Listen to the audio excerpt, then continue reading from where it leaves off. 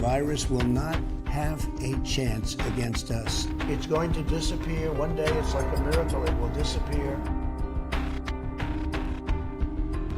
We lost our mother and her husband. She deserved to live. I can't believe that I didn't get the shot.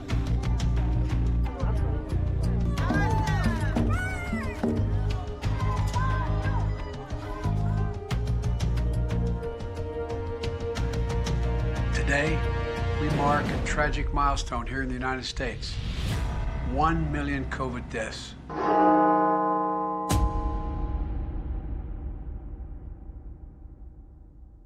Imagine the equivalent of the entire population of San Francisco gone in 2 years' time.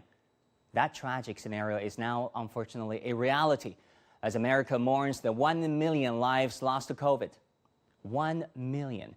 It is not just a cold, hard number. It is 1 million empty chairs around the family dinner table. For every 4 COVID deaths, 1 child will grow up without a parent. It is a neighbor, a childhood friend, or a coworker. How did America get to this point? Was it an avoidable catastrophe? Or is America's, to borrow Francis Fukuyama, decaying political institutions and political culture had it coming? I'm Wang Guan. You're watching a milestone to mourn America's 1 million COVID deaths.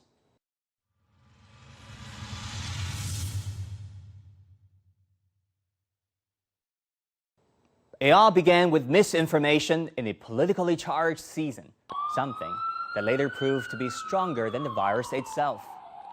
The scientists have communicated pretty directly with the American people what to do. Sometimes some aren't willing to listen to the message. More often, unfortunately, somebody else decides to slant or skew the message or completely destroy it in ways that are untrue. And it's that disinformation, that misinformation that we're fighting right now. One of the misinformation super spreaders was former President Donald Trump. He launched a campaign against science and common sense. Now, the virus that we're talking about having to do, a lot of people think that goes away in April with the heat. Because of all we've done, the risk to the American people remains very low. People die from the flu. It turned out that the virus did not go away, and it was not just the flu. To vaccinate or not became a political question. Data showed Trump supporters were among those least likely to get vaccinated, according to Pew Research. Roughly 6 in 10 of those who relied most on Trump say they have received at least 1 dose of vaccine, while 38% say they have not received any.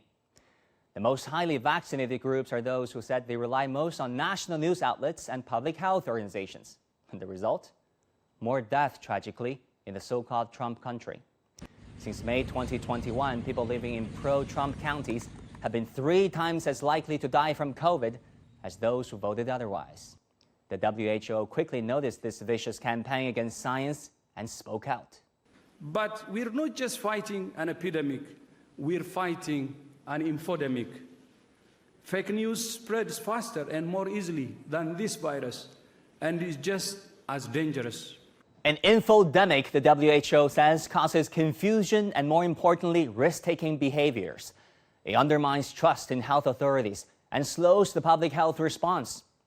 For example, in America, Fox News has been the highest-rated cable news network for as long as people can remember. And Tucker Carlson Tonight is one of its most popular shows. Check out this guy. There are a lot of those people giving you medical advice on television, and you should ignore them. The advice they're giving you isn't designed to help, it's designed to make you comply. And you shouldn't comply mindlessly. You're an American adult. You are allowed to ask simple questions and then demand clear answers.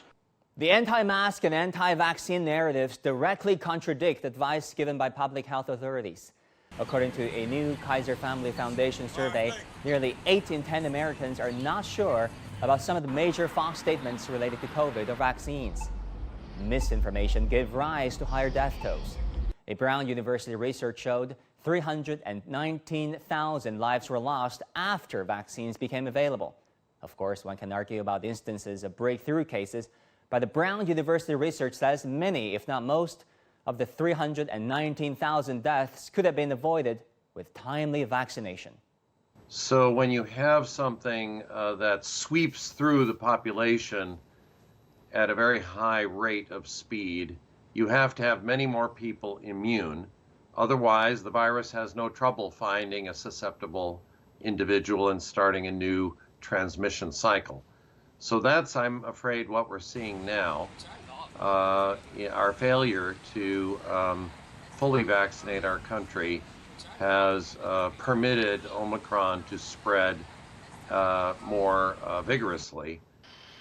We now may be achieving herd immunity, but not the way that we wanted to.